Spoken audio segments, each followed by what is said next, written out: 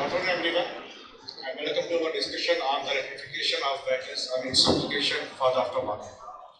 As you know, the automotive industry is undergoing through a significant transformation with the rapid adoption of electrical vehicles, high number of electronics components, and sophisticated technology. This shift is not just impacting car manufacturers and consumers, but also the entire aftermarket ecosystem. We can say that traditional practices of the aftermarket are into the flux and pushing the boundaries of the ecosystem. Today we have gathered a recognized panel of experts to explore the challenges and opportunities because of this change which is about to happen. Please join me in welcoming Mr. Rama Shankar Pandey, CEO of Tata Green Batteries. Sir, please.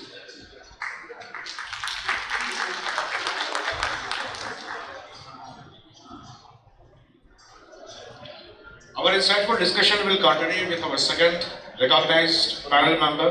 Please join me in extending a warm welcome to Mr. Sathya AR, President, TechSci Mobility Solutions.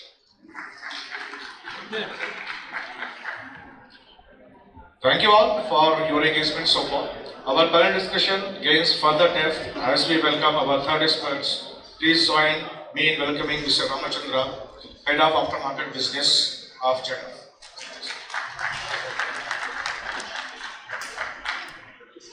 Please join me in extending a warm welcome to Mr. Vivek Sharma, Founder and CEO of Tata.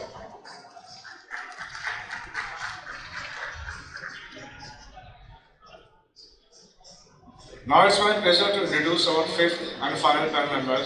Please join me in giving a warm welcome to Mr. Karn Nagpal, President, Rosmerta Group.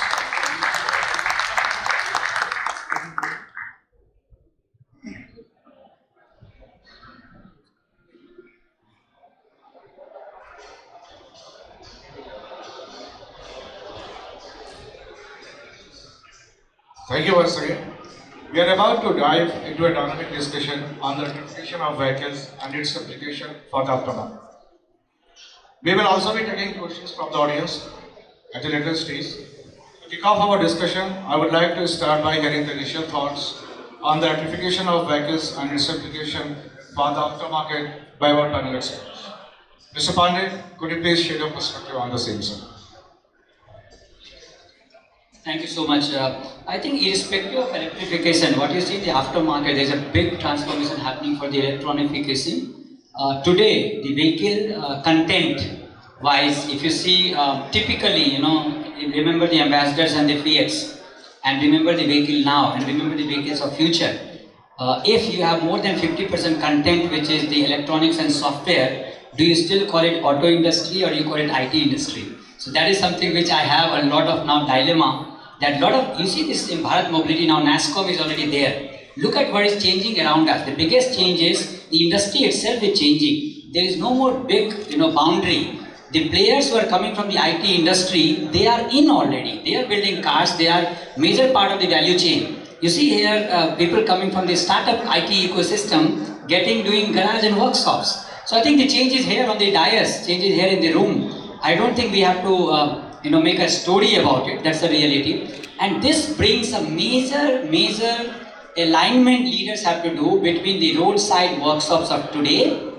They are struggling very badly because none of the OEMs have done what they are supposed to do to help them, to support them, to train them, to skill them, to bring to the speed.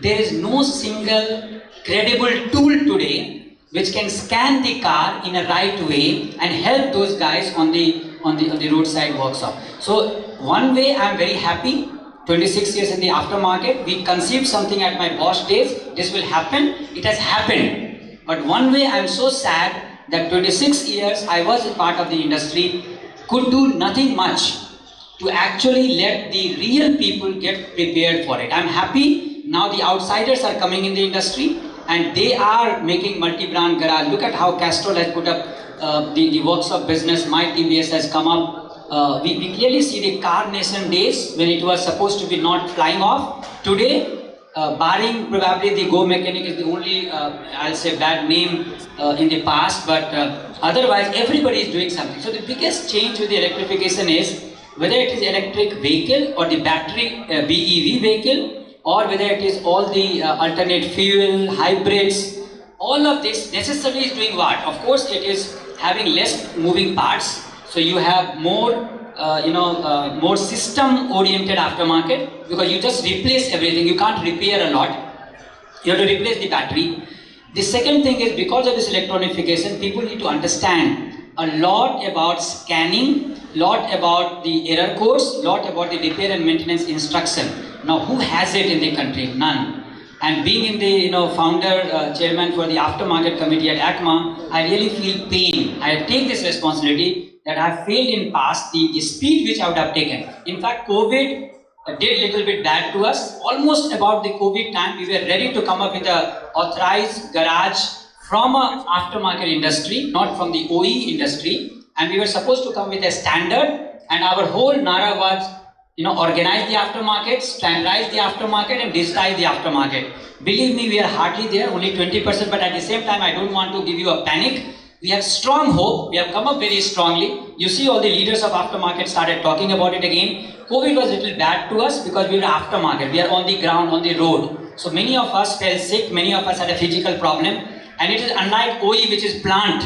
It is on the field, with the mechanic, with the technician, with the retailer. So we all suffered badly. But now is the time to rise like a phoenix. Let the aftermarket come back with this organizing, standardizing and digitizing. I really appeal that this Automechanika, which is happening over 5 years, we lost 5 years. Imagine, every 2 years, we were giving some kind of a response that what we wanted to do. We lost 5 years, but now is the time that if we have come back, let's come back with a full force. And the only thing I'll say, the highest priority, 3 priority, is collaborate, collaborate, collaborate. Otherwise, we can never win this war, which is going, right to repair. How can we even achieve right to repair if we are not collaborating? I met the Secretary Nidhi Khare in Ministry of Consumer Affairs.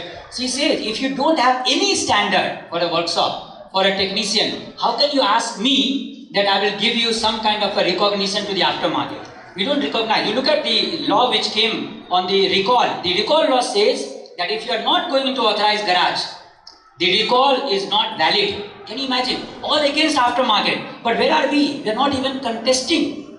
So this is the time to collaborate, and good that we have this electrification as a pull. Because EV is a glamorous topic. Everybody is talking about it. Let's use the lever of electrification to justify what we need in the industry. Thank you very much, sir. That was very excellent. Mr. Ramachandra, how does your experience influence your initial thoughts on the electrification of vehicles and its application for the aftermarket, specifically from the perspective of ZF? ZF is known for its powerhouse into the aftermarket. So, please, sir. Zero. First, let me thank Motor India for giving this opportunity, and I think a forum of this nature will give some type of an, I would say, an outlook to what electrification is. On a very jovial note, let me start with this, that a lot of people talk about digitalization, electrification, and that's become more like a fine word for any of the presentations that we go to. I've been fortunate to be a part of this journey the last 5 years in ZF. So I can give you some little, maybe my input 10%, but that would be definitely a very important outlook that you could see in the next 5 years, 10 years from now. So let's pause and go back 1 hour before. We had a very good panel discussion which spoke about digitalization. Yeah? In my opinion, these are the 3 dots which will have to be joined together. One is workshop as a repair, which will continue for some more time with a conventional way of repairing, and then slowly move in the direction of using the electrified or digitalized requirements. The main core digitalization by itself, which talks, when Rakesh spoke about giving electronic cataloging, giving part information, manual, that's a very important story. And the pivot of that is electrification. ZF, to some extent, is making a very, I would say, an honest attempt to join these 3 dots. Very happy to also share that electrification, if I would talk about what we have done in ZF today, we have about 185,000 185,000 vehicles today connected online, and these are the trucks which online in real time we are able to sense the data. Now this data helps them in three very important ways. One is it talks about health of the vehicle, which is exactly what I think Rama Shankar Pandey is talking about, where we could use in terms of seeing how the repair techniques and other things are happening. Second most important, it also gives you an insight about how the driver is actually using. So there is a vehicle health behavioral, there is a driver behavioral in terms of driving standards, and most important is the uptime of the vehicle itself. These three things can again only happen if there is a very strong backend which helps in terms of repair and repair capabilities. So from what we see and taking some notes that's happened global, and this is also, I am Rama Shankar, we come from the Bosch days, like you rightly put. The gap between what would happen in Europe to what would happen to India, maybe many years before, the lag was about 1 decade plus. And today I think in some cases we are ahead of Europe as well in India. Yeah? And this I think is one of the very important learning curves in the aftermarket electrification. And the current solution that we've been speaking about today, we are actually ahead of even OE. Many of the OEs today are still finding the building blocks to put it in the right perspective, how to look at as an important tool to enhance business requirements, to see how they could talk to a customer and then move forward. In one word, if I have to tell you, I think most of us will be moving from a normal box movers as part suppliers to solution providers. Yeah. So those guys who are working in that type of a direction where you could collaborate, 3 times that he said, I would say this 3 more times, not just among ourselves, but with the customer as well. And then you see the real electrification takes place. Thank you. Thanks, sir. Collaborate is something which sounds great. Although most of the stakeholders, they are not clear how to go about this one. We will come to this question later, all the 5 members. But now, to Mr. Sathya, what are your first impression when we talk about electrification of vehicles and for the outcome? Specifically when KI Mobility is now becoming a star into this automotive market, distant approach. Thank you. Good afternoon.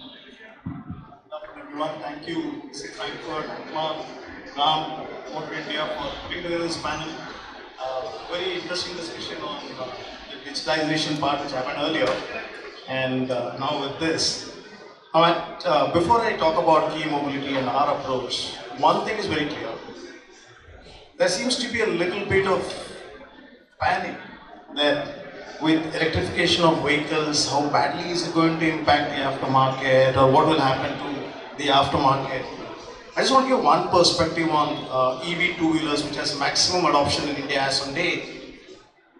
The guess estimated numbers for this year is about 850,000 electric two-wheelers will be sold in the country. The ICE two-wheelers will be about 20 million. So which is about 20 million is about 2 crores. It's a significant gap between the number of electrical vehicles which are there on the road today vis-a-vis what we will have in ICE. So people like Key Mobility, who have been a dominant player in the service segment, I will refer to Key Mobility from a service perspective here, wherein we have our network of own workshops or a franchisee partner. We are present in every single local corner of the country. For us, this is a blessing and an additional source of getting closer and intimate with the customer, because we will take the necessary steps that are required to do servicing of an electric vehicle. Now, I'll give you an interesting point here. And we have seen this in the two-wheeler, three-wheeler manufacturing. Now, it's very interesting. Unlike the ICE vehicle manufacturers who work with the specified dealership for their service, especially in the warranty period, EV guys, we have signed up with a few guys wherein they said that, it's open. you can do the servicing yourself. So this is the first change. The gap, if I were to see, is on the training. Now, Ram would agree with me. He's been a great proponent of the right to repair program. For a multi-brand service center, the biggest hiccup has always been the right to right information. Now, hopefully, with the new generation thought process of electric vehicles and all, the OEMs will be more open to sharing information, data, sensors. We all spoke about sensors and batteries and all. We keep getting relevant information. It becomes that much more easier for us to adopt. The part suppliers, of course, will have all of them. I'm sure every single part manufacturer in the globe today has an alternate plan on how they're going to tackle the electrification. But again, I'll go back to my point. We will continue to coexist between ICE, hybrid, hydrogen, electric, or whatever other alternate fuel that comes up. Thank you. Thanks, also. Mr. Sharma, Fixcraft is a chain of multi-brand car body shops. We are curious to hear your thoughts when we talk about how this repair segment is going to be influencing the entire ecosystem. Thank you. Hi everyone. For those who don't know me, I am Vivek. I run a company called Fixcraft. We've been into this space for about 5 years. Prior to this, I was working in consumer tech space with new age tech and e-commerce companies. And that's when I got influenced by people like Rama sir. Is that I think that the auto repair space in general, while there were so many companies were coming up, new age companies were coming up who were doing some changes in the way we were buying and selling the cars, right? Not the OEMs, like maybe Cars 24, Car Trade, Car Dekho, multiple companies were trying to break the way buying and selling of the cars was happening. However, repair was still happening in the same fashion and it was being done 20 years, 30 years, 40 years ago. That's the time when we thought maybe some changes need to be done here. So I'll build on what Mr. Sathya said just now. I think India, while we are the third largest auto market, we have many sub-markets between India as a large market. I mean, we will have adoption of EVs coming in from certain sections of the society. And it will again differentiate between two-wheelers and four-wheelers. Four-wheelers adoption will happen to a different segment of people, different income group, different age group, different social status vis-a-vis a two-wheeler adoption, as I'm sure sir will agree that the primary adoption came in from commercial two-wheeler vehicles, where people need to have more and more mobility around it, right? Which probably we didn't see, honestly, when it, and that's the time when we see that it's very different that you don't compare Western markets with countries like India, because it's very, like we say, right, it's very diverse market in general. There'll be even, and sir pointed out the numbers, 2 million versus 8 lakh, right? It's 20 million versus 8 lakh, it's not even 4%. So while the changes will happen, I'm sure the adoption will happen amongst different type of players at different type of times. Specifically from an EV point of view, I think we are at a stage where maybe 20 years ago, where OEMs were the prominent market players. They were the ones who were providing more services, more spare part solutions.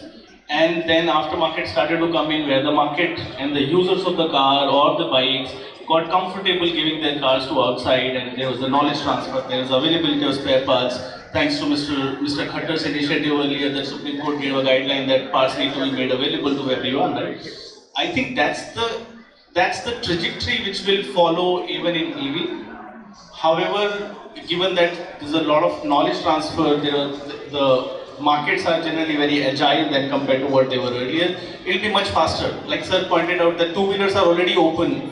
That you can go out in the market, get your two-wheelers repaired to a third-party players as well. However, we will probably not see this trend in a four-wheeler OEM space. This trend is also coming in because two-wheeler suppliers, if you see two-wheeler EV suppliers are not so dominant by the traditional OEMs. There are folks like Ola, Ether, and the other guys who have this kind of slight startup like DNA, which kind of works towards very closely with collaborating with the existing market players rather than trying to hold on to as much as so long as they can. I think the last point I would like to mention here is there's one more player in this space which we need to kind of rope them in is the insurance providers. That's going to be a massive change, and I think if we can collaborate together, because they are the ones who need to drive home the point that what kind of components are okay to be used when it comes to repair, and maybe push OEMs a little bit that the knowledge transfer needs to happen much faster. Are okay, just like Sathya sir said, that for the similar OEM there are alternate parts available. The insurance company needs to be okay with using those spare parts of the alternate brand, right? So I think it's a long road ahead with multiple players. Hopefully, folks like us who are more agile, more quick to move on the ground, will be able to make some significant contribution to this. Thank you. Thank you, Mr. Sharma. Mr. Nagpal, I understand that Rosmerta Technologies, you are more into smart, smart services. So we would appreciate your views in the ecosystem of aftermarket, specifically primarily because of electrification of batteries. Right. First of all, I would like to thank ACMA and Motorindia for giving me the opportunity to be on the stage with such industry veterans. It's absolutely fantastic to be here, and very hard to follow you guys. I'll still give my outlook as best as I can. So, of course, I think all of us are very excited about the electrification journey that is happening in India. It is a much more sustainable, environmentally sustainable. It is more economically friendly, and which will get better with time as well. And now the base models, for example, the standardization of even much more features that were required by the end customer is happening because of the electrification. So that's good to see. Now, some vehicle classes have adopted much faster to electric than others, and that was to be expected. However, in fact, that is because of the government push, which has been great, and though there is a lot more to do, but we have gotten to a great start with the EV journey in India. At Rosmerta, we contribute to the electrification in India in a few ways. For example, with all these software-driven vehicles today, more and more software-driven, right? So they all have to be connected, whether it be for the aftermarket service or it be for an OEM service. They all have to be inherently built in with connectivity.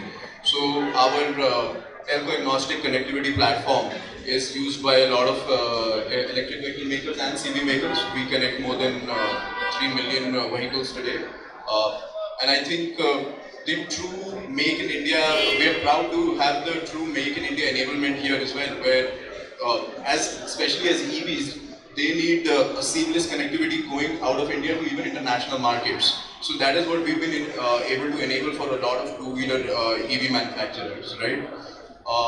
Then we have our telematics. Telematics and video telematics go hand in hand with everything we do. They have to be monitored. The driver behavior can be and needs to be monitored, because now there is more electronics and connectivity in the vehicles. That is where we assist with our products. We work with a lot of tier 1 OEMs as well as in the aftermarket. Then it is good today that the topic we are discussing today, right? If you go to a lot of places, a lot of exhibitions, people talk about range anxiety. I think that's lesser of a problem than the one we are discussing today. Today's end customer has anxiety on where will be the best or quality service or repair of his vehicle when he needs it. That is what we are addressing today, and it's great to know the whole industry is here to discuss that. We play our part there. We have our platform called MyRasa. We have some 400 aftermarket workshops under us that are standardized by us. They're not only electric. We work with ICE vehicles as well. But what we found the gap to be, and how we are bridging that, is in trying to enable them and upskill them, right, to be able to also repair electric vehicles. Working with the new age startups, working with more technology companies, providing them the right diagnostic tools which are required, basically readying them for the repair of electric vehicles. The right to repair that we've been discussing today is has started taking some shape in the country. Of course, it is positive to see. But as we see, like our friend said, the startups are more and more open to this, right? There is only the incentivization of the business model, the right incentivization that is pending, right? Which can evolve with the huge seismic shift in mobility transforming to electric. The business models also need to evolve. We also need to evolve, and we will keep doing that. So it is, in my opinion, it's just a matter of time where everyone will be open to sharing their information and the spare parts, and it will be a great boon for the aftermarket. Thanks, Mr. Nagpal. I'm coming back to you, Mr. Ramachandra. You are very enthusiastic about the operation. So let me also add one more word there, that is innovation. So to be very specific, importance we understand about the collaboration, but my question is that how it can be developed between traditional and EV specific aftermarket players, because it is something which is very tricky. So, Thank you. ZF, like many other partners that we see in the aftermarket, have been spending at least about 8% of the total revenue on R&D. So innovation is the heart of the total, I would say, further growth movement that any company will take. ZF is no exception in that at all. One of the very important part is that innovating a product is one part of the story, but then the innovation that you have done should actually result into a value that the customer perceives to see. Yeah? I mean, to tell everybody that I can walk on one leg is an innovation, but does it help? I do not know. Yeah? So, whatever we talk about innovation should I would say, match the expectations of the customer. One of the very important expectations of customers, if I look at the way that we are looking forward from the next 5 years and 10 years, is very close to how, again, our Western friends are looking forward for. Till now, we were very cost conscious. Now I think there is a lot of safety importance that is coming. We have started to inculcate that, when we cross the road, you see right, left, and then move forward. I think that's something that is, as a company, ZF plays an extremely important role.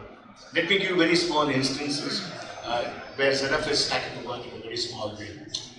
We have something called trailer pulse.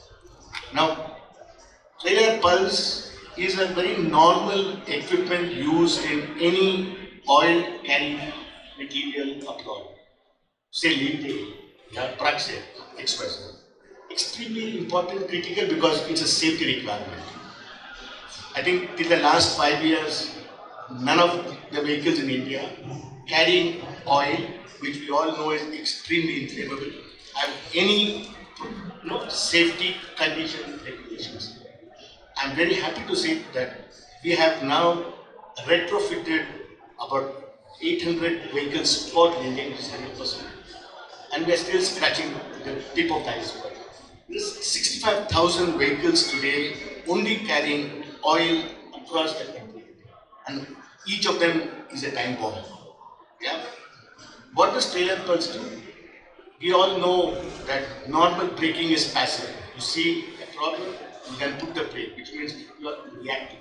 Whereas trailer pulse, as a very innovative product, is proactive. It senses that there could be a danger and takes the control and automatically reverses.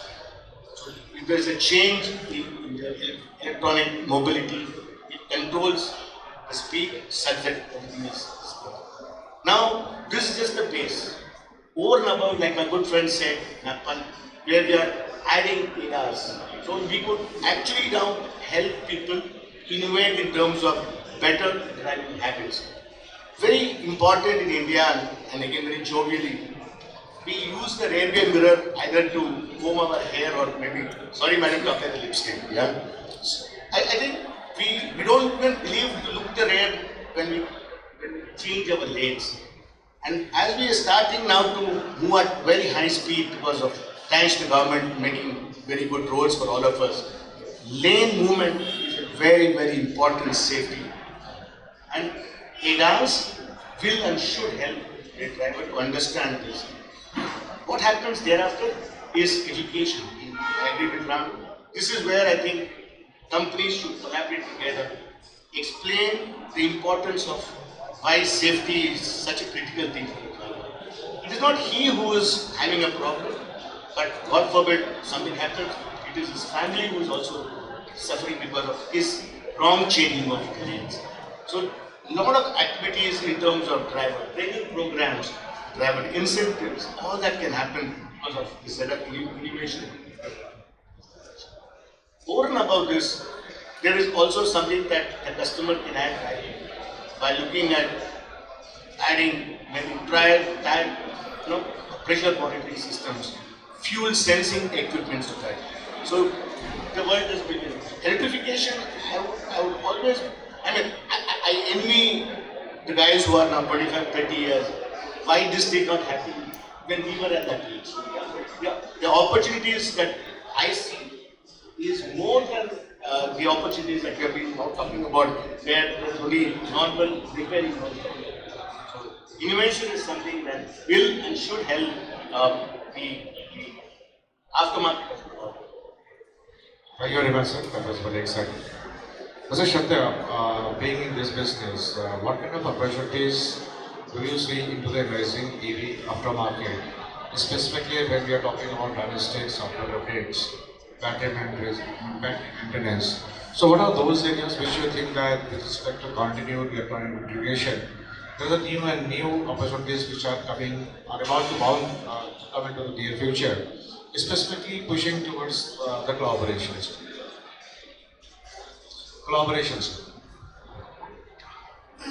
This is definitely a new stream for us, a new stream of revenue, a new stream of getting closer to consumer behavior, because what we've observed is that when, going back to Vivek's point, the first adopters of the EV technology in India were the gig economy players, right?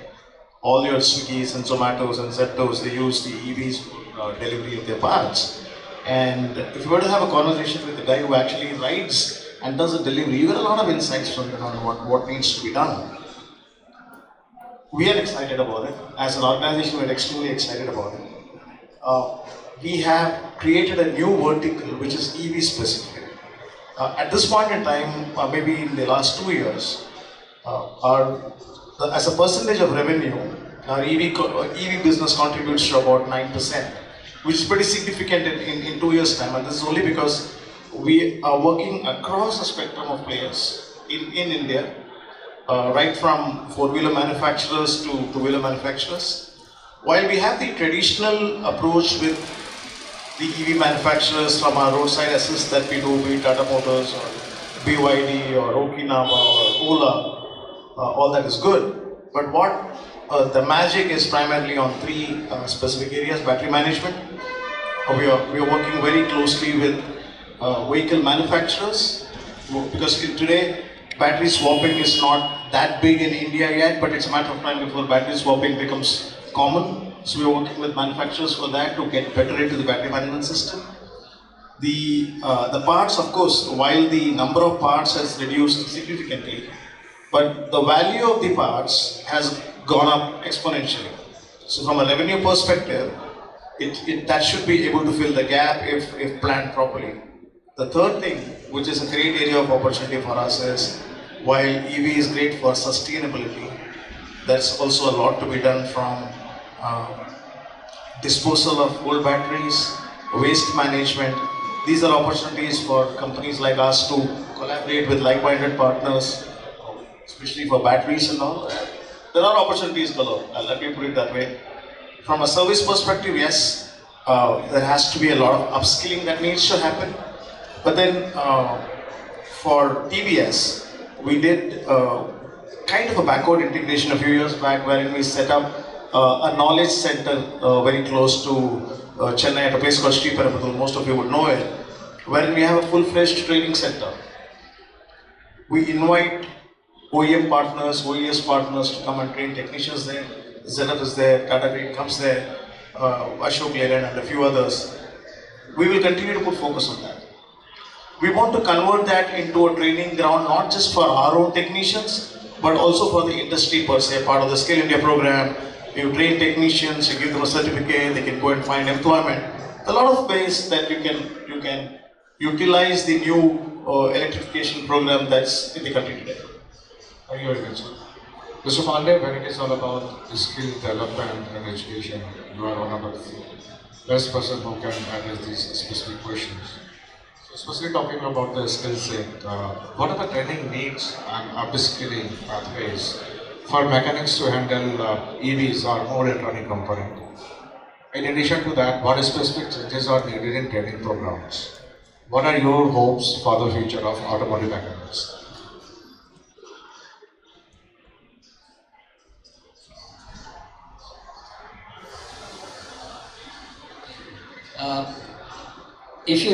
I think I already mentioned that in my opening remarks that the overall the kind of skilling we need to do to the independent workshop, that is where we are lacking. When it comes to the OEMs, they have done a fantastic job. I think they are prepared, well prepared. If you are specifically talking about the powertrain, which is about the motors and the batteries, and with respect to the EV, not with respect to the complete electrification, because I was talking to more from the end-to-end electrification of the vehicle, not only limited to the powertrain. So with the end-to-end, you clearly see there's a lot of electronification of all components, be it telematics, which was not there in the past. We are lucky today that AS 140 has brought so many cars and vehicles on the road which is connected. So when it is connected, there is a lot you can do even over the air. And this people have started. If you go to any of these forward moving companies now who are supporting the mechanics, the training also, the method of training also is changing. At ASDC we have a lot of this national skill qualification formats where we have qualified a lot of them. Industry is already collaborating with us.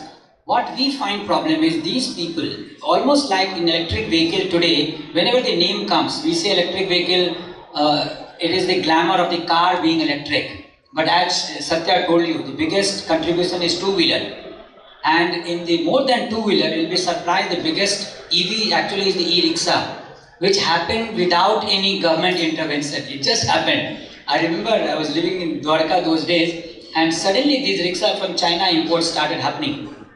Now look at today, the biggest EV fleet is not on lithium ion, and we are talking about lithium ion in most of the discussion. It is lead acid battery, and in fact as Tata Green Batteries we are supplier there, and we clearly see that they need a very different training when it comes to repairing it, also to take maximum out of it. Most of the time these EV give up, or their whole mileage and the value for money is given up because the way they use it, the way they charge it, and there is an imbalance between battery discharge, and the moment you have in 4 battery, one is imbalanced, all the 4 will go away, and it is dead. The biggest investment for a poor guy is on batteries in the e-rickshaw, and if that is not taken care, so we would like to use all our knowledge, all our technical skill to train them. And now there is a very less gap between the user of the vehicle to the mechanic and technician. So this, that the technician or the doctor will do everything and the user does not have to do anything. Electric vehicle will have more, user has to also come up. User has to collaborate with the doctor, which is mechanic in this case. In past it was not so. You just give the vehicle and the mechanic will do whatever he wants. But here there is a lot of user involvement also. So from the ASDC perspective, I can guarantee you that we are well prepared. The industry body is well prepared. We have already started with MG motor. We started with many of the OEM EV makers, and also with Ola we have started. So at ASDC we have a full battery of these programs on the electric vehicle, and not only limited to the BEV or the battery, but overall electronification. So I think here there is no panic, we are well prepared. But yes, where we are not well prepared is to give little bit beyond the training, because now the training is not one time. It is the troubleshooting. When the problem is coming, in past you had a limited library of problem. Today the unknowns are so many that you need to have a library of it. So until that is made by the Bosch of the world, or the ZF of the world, or the Stafflers of the world, or the Hellas of the world, I think the time has come. Again, I come back to the collaboration.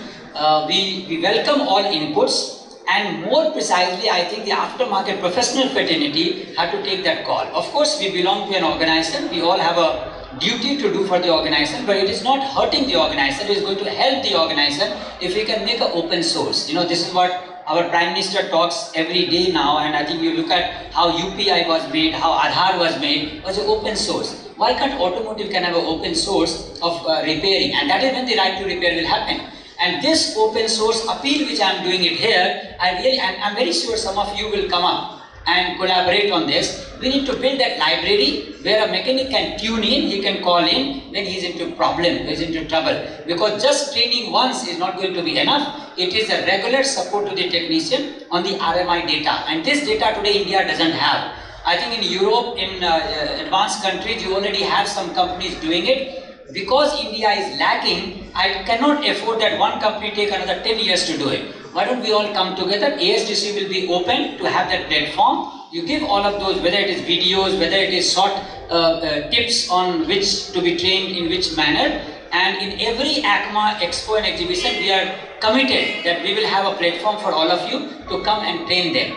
And in a structured approach, if you look at the learning management system of ACMA and ASDC, there is an online training we have started on EV. So anybody can go and tap in. So here we are more on action than discussion. Thank you. Thanks, sir. Mr. Sharma, being in the business, sir. Can I add? Because Sure, sir. Sorry. Very important. No, sorry, I'm going on to You are most welcome, sir, please. panel way of discussing. Rama Shankar touched on something which is very close to my heart on open matrix. Yeah. This is exactly what we are now talking about. There is nothing called exclusivity. Yes. The more we would want to be transparent, open, then it helps just not us, but it helps the end customer as well. So in this again, in a very small way, ZF, we are having something called Scala, which is an open matrix. And I would be very happy because this is the same platform which is cloud-based, where on real time, all the data that's on driver behavioral system, as well as the vehicle behavioral systems are captured. And that data is Ramachandra free to be. Yeah. So there is gigabytes of data sitting in my place in Bangalore, and we could convert that into very important information. Either it could be a video, it could be a manual, it could be a delete code systems. And in this public forum, I would express my willingness to participate to improvise this. Fantastic. I think a big clap for this kind of, for an appeal. If somebody comes on a public forum, I think it must get the recognition. Just to tell you, leading by example, what does open source means? What does open innovation means? Also in the talk, you remember that from last 8-9 years, I have been on top of my voice, shouting about it, let's do it, let's do it. I myself realized, alone what can I do? Nothing. I don't know whether some of you are witnessing, whoever is witnessing me, last 5-6 months, I am giving much more airtime to many leaders in the aftermarket to come up and speak up. Because alone, I can be the voice for the industry, but I cannot, move this mountain. It's not possible. That's the reason why, and please take it still with the same passion and intensity I am there. If you tell me to talk for the whole panel, I'll continue to talk for the next 1-2 hours. But I have to keep myself aside. I'm actually practicing it now, how I can lead by example to have this open source platform. So thank you so much. This endorsement what you have given, I'm sure this can come from all. Sarad is there from the software. I think he has also told from Tata we can do it, from Hella we can do it. Why can't we build this as Action? That's wonderful, sir. Short of time, but we will take one more question. Mr. Sharma, being into the repair business, what are the concerns about data access and intellectual properties rights in the complex of repairing? I personally believe, honestly, and it's a little harsh remark from my side, I think data privacy is a joke, especially in our country right now. We can imagine that the data providers don't know about us. I think Facebook already knows we are sitting here and talking about this, right? And especially hearing what we are talking about. I won't be surprised if I start seeing ads about some after parts just immediately after walking out of this pavilion, right? So, having said that, that's the reality of it. However, we definitely are concerned about how our data is being shared, and especially when it comes to the vehicles, it's very important. We as a market are still evolving. You see, there's one example of this, Vikas, is that for a very long time, insurance companies in our country are trying to launch products that they can charge premium basis your driving behavior. Right? And they've been trying to do something with, let's plug in an OBD into the vehicle, let's get some data. That hasn't happened. I mean, multiple companies starting from the giants like Motherson, Suzuki, and everybody has tried, but it doesn't take off, right? Having said that, I think we need to be cognizant, and we need to, as a user fraternity of automobile, need to get more and more sensitized about how our data is being shared. And I think the concerns are real. However, if we can ensure that the data which is being collected, and hence we need more strict regulations about the usage of the data, if that can be used to output that how do you maintain your vehicles better. Like Rama sir mentioned that one battery going off, getting unbalanced is leading to the other 3 batteries also going kaput, right? So you use that data to ensure that the user is being made aware that, wait, this is the problem with your vehicle, get it corrected right now, right?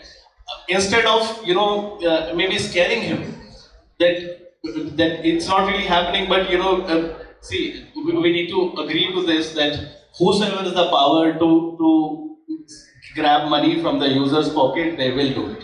Right? That's how it's going to be for as long as it's possible.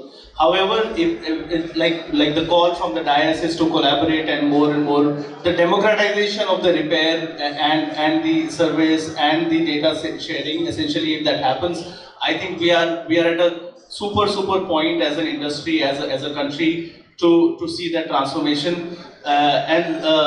Sir, just to mention the point which you mentioned, I think the 25-30-year-olds are actually jealous of you and not the other way around. The kind of knowledge you have about the sector and what you can contribute to the organization and to the entire community, I think that's what I would like to say, Vikas. Thanks, Mr. Sharma. For the last question from Mr. Nagpal. We are running out of time. You are into smart card business. You are doing a lot of product and services, specifically into smart cards, right? And what I understand that governments around the world, they are grappling with how to balance the need of innovation and competition. Because when you are talking about smart card product and services, specifically into automotive sector, a lot of competition is there, and pricing is one of the factors that decide who is going to do that kind of assignment or who is going to. Specifically when it is all about government-driven need. So how do you handle that? Because you are working with most of the government organizations. So what's your experience with respect to handling such kind of requirement when it is all about implementing mass scale projects which are linked with the smart card-enabled product and services?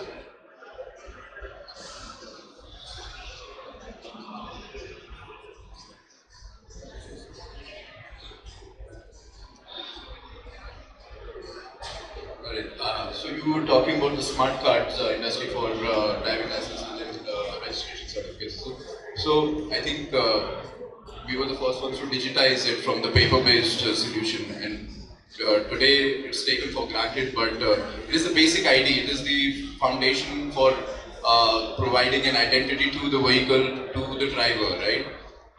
Today, I'm proud that our government has actually gone few steps ahead of that. And like Mr. Ramachandra said, it is now we really need to look into road safety as well, which has 2 aspects, right? Vehicle safety and driver safety. And that does not matter whether it has nothing to do with electrification or ICE engines or anything, right? So our government is taking more and more initiatives into how to take better driving license tests, how to test in an automated manner, how to better test a commercial vehicle for its roadworthiness. I think those are the kind of initiatives from the government side that really contribute much more to the road safety. And adding to your point, all this together, the giving an identification to the vehicle, telematics, tracking them, taking better tests, implementing automatic number plate recognition cameras to challan automatically and the rest, right? So all these together is going to bring that behavioral change on the Indian driving roads that we are all looking for. And without that, there can be no ADAS system. You cannot expect all those kind of systems to come in. So that all these coupled together is the first step, and I think we are in a very right direction, guided by the government of India. Thank you very much, sir. So we are about to conclude the session. Mr. Pandey, final words from you, sir. Sorry for the, there is the voice is not coming this side to us. There is a problem, but no problem, only in that mic. So thank you so much for everybody to come on that, action from the discussion of collaboration. Aftermarket is very critical to something called, which is very close to my heart, is saving lives on road, because the whole of life industry, it's when you buy a vehicle, from there it starts till the vehicle is scrapped.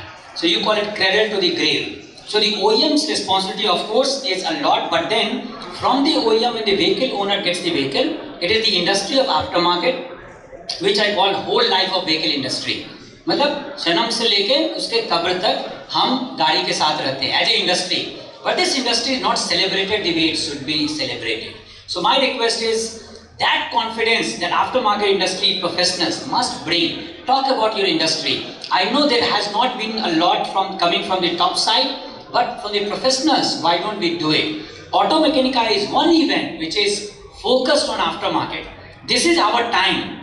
Talk to all your social media posts, all your companies, communication. Let's make it that, and use electrification as a lever, because electrification is on top of the mind. Let's ride that wave to bring action on the ground with our multi-brand garages taking the front seat. Because I know many of the entrepreneurs who have invested into this, losing money, business case is not happening, just by building that narrative. They will grow up. And when they grow up, believe me, our vehicles will be much safer. Because this is where from quack to the doctor, we are making the real vehicle doctor to operate and giving them the business. So my summary point will be that when we will take care of those ecosystem together as professionals, it will come back to us. Because millions of us use road every day, and roughly 461 families does not get back their people home day after day. Just believe this. This is also underrated fact, because as per WHO, it is 800 families, and it is about us, not about somebody else is dying. It's Indians are dying. You have more army people dying inside the country by road crash than on the border. Can you imagine? And we as an automotive industry, how we want to be seen? We want to be seen that we are changing this. And one of the major way to change is that really organizing the aftermarket. Roughly 20% of these crash happens because of the counterfeit parts, and a lot happens because of, I'll say, substandard workmanship.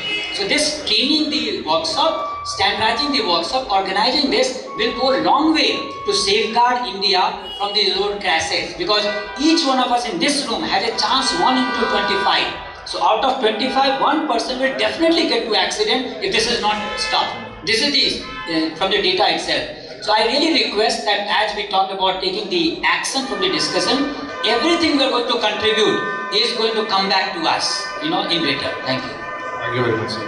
Mr. Ramachandra, your final words, sir. So I keep telling my colleagues in the company, my friends outside, very soon aftermarket will become pre-market. Okay? Yeah. That's the wish that I am looking forward for. Yeah. We were always saying, यार मैं गाड़ी पकड़ता हूँ जो 20 साल का पुराना है. Remember, 10 years back, somebody talked about Kashmiri Gate and Karol Bagh in the last call. The whole thought process is that there is one vehicle, it has been used completely, rugged to the final, it's just scrapped now. He cannot go to the authorized workshop because the cost is very high. So he looks forward for a cheap activity, and therefore he runs this. This thought process will change. Even if you don't want to do it, it will happen in the next 5 years' time. And that's why I'm saying very jovially, aftermarket will become pre-market. Are we ready? is something that we all have to just look back and ask. Three things is very, very, very important. One, because mind you, ladies and gentlemen, we are not the ones who are deciding what tomorrow should happen in the automotive space. It's all destined. The destination is very clear that it is going to happen with electrification. Training is something that has to happen. This is exactly why I am requesting and talking to Rama Shankar as well. A forum must start to work very strong. It should have been done yesterday, looking at how we are going to take electrification as a very important tool, look at how it and the landscape in the next 5 years start to do work today, because you can't train tomorrow morning and after tomorrow morning you have 100,000 trainers or mechanics well trained in the market. It's a process. Second thing is good human salespersons. And when we all joined in aftermarket 30 years back, there was a passion to do aftermarket. Today, I don't know, maybe I'm only believing it or it's with everybody else. Aftermarket salesperson is the last job that he wants to come and join. Yeah? He would want to go to the IT company, then he will want, if you call him to the automobile line, he will say, नहीं sir, OE को join करता हूँ. Aftermarket क्यों नहीं? Sir, मैं retailers के पीछे भागना पड़ता है, करोल बाग जाना पड़ता है, कश्मीरी गेट जाना पड़ता है. I mean, that will change when you actually give a different business perspective. It's our job, yeah? And then you will find the quality of people coming and joining will change completely. And last but most very, very important, an OE garage and general neutral garage till yesterday is called as competition. I'm again saying, if you keep on thinking that we are competitors, you will continue to speak like this for the next 5-10 years. Point here should be very clear that OE needs the neutral workshops, because this is exactly where it will help them to sell more vehicles in the market, and thus the customer benefit takes place. So it is very, very important that we have that type of a collaboration where you have workshops which can take the platform of most of the OE and help the customer. End of the day, we need the vehicle to be up and running. That's exactly what we want. Thank you very much, sir. So, Sathya, your final words, sir. I'm delighted that we have a panel which is talking about electrification of vehicles and the implications for the aftermarket. There are 2-3 points that I want to make here. One, the nature of the beast when it comes to electric vehicles is such that you need to possess a certain amount of skill set. So definitely collaboration is extremely important. Training between an OEM and OES and the aftermarket service mechanic is extremely important. Which brings me to the point that I don't know, many of you were there when the previous discussion happened, and when the slide was shown, which, if my memory serves me right, in the ICE engines, 56% of the market is organized and about 44% is still unorganized. In electric, I would imagine that the percentage of unorganized would be negligible, thereby bringing a lot of small garages, workshop owners become more mainstream, their voices can be heard, and like Ram was repeatedly pointing out, it is not a one-man job or it is not even a 100-people job. The industry per se has to come together. If everybody collaborates, we have a great path ahead. Time will tell. Thank you. Thank you very much, sir. Mr. Sharma, your final words. No, thank you. I think we are a growing market. I don't see any reason why we will not continue to be a growing market. All aspects, whether it's ICE, whether it's like Sathya sir said, that different. The propulsion really doesn't matter. Like the way you are commuting, it's at the end of the day, it's going to be vehicles. I think all type of players need to contribute in their meaningful spaces and then overlap with each other and continue to learn from each other and build on it. I think the time could not have been better with more and more advent of capital availability, the people getting in more and more into the sector. Auto sector is not really seen as in the low limelight as it was earlier. There are more and more new people are ready to take a plunge and trying to make a difference into this. Karn here is making a difference from Rosmerta. I think there are multiple companies who are trying to make a difference here. I think the environment is getting more and more conducive. The onus is definitely on the incumbents to make it more and more welcoming for the new players to come in and give them a welcoming hand. I think that's happening already, given the impetus coming in from Government of India as well. I think we are into very, very exciting times. Let's see how it goes. Thank you, Mr. Sharma. Mr. Nagpal, your final words, sir. I'll pick up from Mr. Pandey's point. So in the life of a vehicle, let's say 10 years, maybe 15 years, how long is a vehicle really served by the aftermarket? After 2-3 years, we serve the majority. Majority of the life of a vehicle is served by the aftermarket. Spares, community, the servicing, everything is serviced in the aftermarket. That is how large an industry and an opportunity we are talking about here, right? And I would also like to tell you the whole cradle to grave concept that you were just talking about. You've been with us, you've mentored us at a good lot of phases. You know, as a group, what all we do. So when it comes to helping with the registration services right out of a plant of a vehicle, we do that. Then getting the number plates, we do that. Then getting the RC certification, we do that. Parallelly, taking the driving license test to check the worthiness of a driver, we do that. The vehicle roadworthiness of a vehicle test, we do that. And during the aftermarket journey, the telematics, the connectivity, the aftermarket servicing, we do that.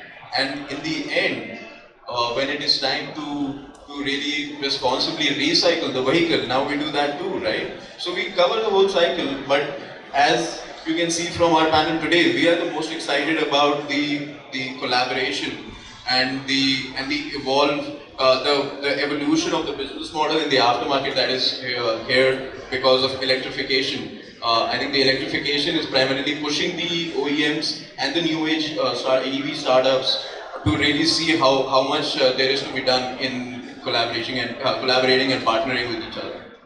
I think Mr. Nagpal, very smart businessman, he already told you how he is part of the aftermarket chain in a big way. So I think you should actually call yourself as aftermarket rather than, but believe me, just for the pride of this room, aftermarket is already bigger when it comes to impacting. Today we sell more used car than the new car. Now what else you need, Ram, to know, are we pre-market or after? We are not afterthought, we are actually pre-thought. Today, India sells more used car, and used car is part of aftermarket. In fact, OEMs' major activities are happening in aftermarket now. So they also need to collaborate, and that's why whichever OEM will collaborate first from aftermarket industry, we will embrace them. We are more than welcoming them. Let them come and build this collaboration together, co-create that consumer experience, because at the end of the day, they have to win. The consumer on the ground, one way he thinks that he's going to a roadside garage and he doesn't know what will happen, but he has less money going there, or he goes to the authorized and he don't know how much he has to pay and it may be worth or not. There's nothing which he can be transparently knowing what's happening. But as an industry, we fail to convince him that he will get paid for what he is getting. And this we can bring with this collaboration. I'm really thankful that all of this what we talk, and if anyone has got any doubt that aftermarket is afterthought, please get to the data and numbers. We are already bigger than impacting in terms of number of users in aftermarket. There are more cars on the park rather than per year say. Thank you very much, sir. So, collaboration is the word that's speaking. Thank you very much.